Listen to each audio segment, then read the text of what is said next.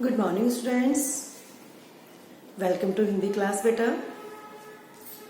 बच्चों, आज हम आपकी जो पाठ्य पुस्तक है वसंत, इसका हम आज कौन सा पाठ पढ़ेंगे? पाठ 12। ये जो है बच्चों, ये आपका पाठ 12 है। ठीक है, आपकी पाठ्य पुस्तक का पाठ 12 सुदामा चरित। आज हम इसको पढ़ेंगे बच्चों। आप जानते हो बेटा कि कृष्ण और सुदामा की जो कहानी है वो सभी को पता है। ठीक है, आप सबको पता है कि उनकी दोस्ती के जो किस्से कहानियां हैं वो बड़े फेमस है। तो इसमें भी जो है सुदामा चरित जो पाठ है, इसमें उन्हीं दोनों का जिक्र है। सुदामा चरित है, सुदामा की बातें हैं इसमें, कृष्ण और सुदामा की दोस्ती के बारे में इसमें बताया गया है। तो बच्चों हम इसमें पढ़ते हैं। आपको थोड़ा सा बता दूं कि कृष्ण और सुदामा बहुत अच्छे मित्र थे। वह दोनों गुरुकुल में एक साथ पढ़े थे बच्चों, एक साथ दोनों पढ़ते थे और साथ ही साथ जो है वह एक साथ पढ़ते थे, खेलते कूदते थे, साथ में गुरुकुल के जितने भी काम होते थे वह सब मिलजुल कर करते थे। ठीक है, तो उसके बाद क्या होता है कि सुदामा दोनों अलग हो जाते हैं, क्योंकि गुरुकुल की पढ़ाई होने के बाद, पूरी होने के बाद जो कृष्ण है वो द्वारका चले जाते हैं बच्चों। ठीक है, पहले मथुरा जाते हैं और फिर द्वारका जाते हैं। उसके बाद सुदामा से उनकी कभी भी मुलाकात नहीं हुई। तो इस पद में जो है सुदामा का वर्णन किया गया है। कब का? जब सुदामा जो है बच्चों कृष्ण के पास जाता है। एक बार क्या होता है कि सुदामा की जो स्थिति बहुत खराब हो जाती है, बहुत गरीब हो जाता है, बहुत स्थिति खराब होती है। उनके पास खाने को नहीं है, कुछ पहनने को नहीं है, बच्चे भूखे रहने लगते हैं। तब सुदामा की जो पत्नी है वह कहती है कि आप अपने मित्र के पास जाइए, आपके मित्र है जो आजकल द्वारकाधीश हो गए हैं, तो आप उनके पास जाइए, वो आपकी कुछ हेल्प कर देंगे। ना चाहते हुए भी जो है सुदामा जाता है अपने मित्र के पास, और जब मित्र के द्वार पे पूछते पूछते उसकी नगरी पहुंच जाता है द्वारका में। और जब द्वारका पहुंचते हैं तो एक बहुत बड़ा महल नजर आता है। पूछने पे पता चलता है कि यही महल है। ठीक, वहां पर जाता है, द्वारपाल खड़े हुए हैं बच्चों और उनसे अंदर जाने की वो जिद कर रहा है, लेकिन द्वारपाल उनको मना करते हैं। तो वह बताते हैं कि भाई मेरा नाम सुदामा है, अपने मित्र से जाकर कहिए, आपके जो महाराज हैं वह मेरे मित्र हैं। और द्वारपाल इस पर हंसते हैं। ठीक, लेकिन फिर भी बहुत जब वो रिक्वेस्ट करता है, अनुरोध करता है, तो वह कहते हैं कि ठीक है, हम बताते हैं जाके अपने महाराज को, और वैसे तुम उनके मित्र तो हो नहीं सकते, तुम ऐसे हाल में हमारे महाराज के मित्र, लेकिन फिर भी हम आपका संदेश पहुंचा देते हैं, जैसे महाराज चाहेंगे वैसे करेंगे। और अब जो है द्वारपाल अंदर जाते हैं, श्री कृष्ण से क्या कहते हैं ये सुनिए। ये इसमें जो पहला पद है आपका, ये इसमें अब बातें आएंगी। ठीक है, शीस पगाना जगह तन में, प्रभु जाने को आहे बसे कही ग्रामा, धोती फटी सी लटी दुपटी, अरु पाए उपान है को सामा, द्वार खड़ो तुझ दुर्बल एक, रहो चकिसो वसुधा अभिरामा, पूछत दीन दयाल को धाम, बतावत आपनो नाम सुदामा। जो द्वारपाल है वो कृष्ण जी के पास जाते हैं और उनसे बताते हैं कि स्वामी, द्वार पर एक जो है द्विज खड़ा है, एक ब्राह्मण खड़ा है, और कैसी उसकी दशा का वर्णन कर रहे हैं। ठीक है, उसकी हालत का वर्णन कर रहे हैं। क्या कह रहे हैं कि उसके सिर पर पगड़ी नहीं है, ठीक है, और उसके जो तन में वो कोई कपड़ा नहीं है। झंगा मीन्स होता है कपड़ा। तो कह रहे हैं उसके तन में कोई कपड़ा नहीं है, न जाने किस गांव से वह आ गया है। और धोती जो है वो फटी सी है, बिल्कुल फटी सी धोती पहन रखी है उसने, और एक दुपट्टा सा ले रखा है ऊपर। और अरु पाए उपाना को नहीं सामा, और पैरों में उपाना होता है जूते चप्पल, है ना। उपाना का मतलब होता है जूते चप्पल, जूते। ठीक है, और झंगा मैंने पहले बोला था, झंगा का मतलब होता है कपड़े, यानी कोई कपड़े नहीं है उसके शरीर पर। ठीक है, और जो है उसके पैरों में चप्पल नहीं है, जूते चप्पल कुछ नहीं है। द्वार खड़ो द्विज दुर्बल एक ऐसे वेशभूषा का जो एक ब्राह्मण देवता है वो बाहर द्वार पर खड़ा हुआ है और बहुत ही आश्चर्यचकित होकर वो हमारी भूमि को देख रहा है, यानी महल की धरती को निहार रहा है वो, और आपका धाम पूछ रहा है। स्वामी पूछत आपको, यानी कि आपके बारे में पूछ रहा है, और वो अपना नाम सुदामा बता रहा है। ऐसा द्वारपाल ने कृष्ण जी से आकर कहा। ठीक, अब देखिए क्या होता है। अब कृष्ण जी जो है बेटा वो सुदामा का नाम सुनते ही वो तो उनको सुदामा की याद आ गई और वह बावले हो गए, यानी कि बिल्कुल उसकी यादों में खो गए और भागने लगे वो।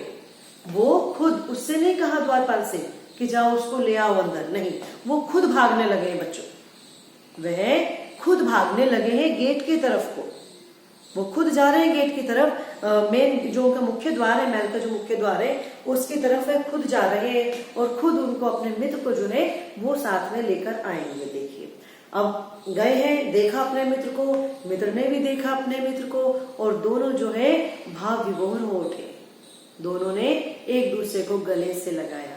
कृष्ण ने सुदामा को गले से लगाया बच्चों और उसको अपने साथ लेकर अंदर महल में आए। महल में आकर उनको अपने सिंहासन पर बिठाया। सुदामा नहीं बैठ रहे हैं, सब पूछा रहे हैं सुदामा कि अरे ये तो आपका सिंहासन है और मैं तो बहुत गरीब, कपड़े फटे हुए गंदे हो रहे हैं, धूल मिट्टी में मेरे कपड़े सने हुए हैं, मैं इस पे कैसे बैठ सकता हूँ। लेकिन फिर भी उनको आग्रह करके उन्होंने बैठाया। अब देखिए क्या कर रहे हैं कि आगे की हालत देखिए। ऐसे बेहाल बिवाइन सो पग कंटक जाल लगे पुनि जोए, हाय महादुख पायो सखा तुम आए इतेना कितने दिन खोए। देखी सुदामा की दीन दशा करुणा करके करुणा निधि रोए, पानी परात को हाथ छुओ नहीं, नैनन के जल से पग धोए। कह रहे हैं कि जब सुदामा को उन्होंने अंदर लिवा के लेके आए है ना, और उन्होंने लाके सिंहासन पर उनको बैठाया, फिर उनके पैरों के धोने के लिए सेवक से कहा कि जाओ परात में पानी लेके आओ। बेटा हमारी एक परंपरा है कि जब अतिथि आते हैं ना तो उनके पैर पखारे जाते हैं, यानी उनके पैर धुलवाए जाते हैं। अतिथि देवो भव, जब अतिथि को देवता के समान समझा जाता है और उनके पैर धुले जाते हैं। अब कृष्ण के घर उनके मित्र आए हैं, अतिथि बनकर आए हैं, तो उनके लिए उन्होंने परात में पानी मंगवाया नौकरों से।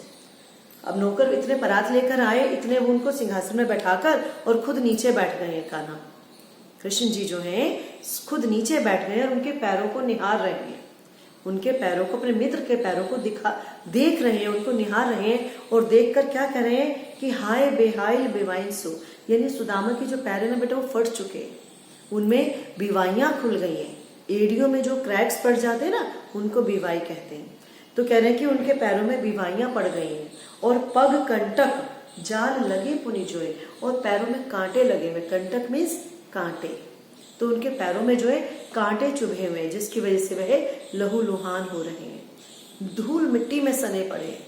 और उनको देखकर कृष्ण बहुत ही भावुक हुए बच्चों, कह रहे हाय महादुख पायो सखा तुम इते क्यों नहीं आए। कह रहे कि हाय मेरे सखा, हाय मेरे मित्र, तुम्हारे पैरों की दशा देखकर वो समझने लगे, दुख से पीड़ित हो गए और कहने लगे हे मित्र तुमने इतना दुख पाया, तुम्हारी ये हालत हो गई, यानी तुम्हें पैरों में पहनने के लिए चप्पल भी नहीं मिली, नहीं जूते भी नहीं मिले आपको, तो यानी कि इतने पैरों के इतनी दूर चल के बेटा जो व्यक्ति आ रहा है नंगे पांव, सोचिए मजबूरी में तो आ रहा है, वरना इतनी दूर कौन नंगे पांव आएगा, यानी उस पे है ही नहीं तभी तो नंगे पांव आया है। सारे पैर जो है कांटों में पीड़ित हो गए, लहूलुहान हो गए पैर।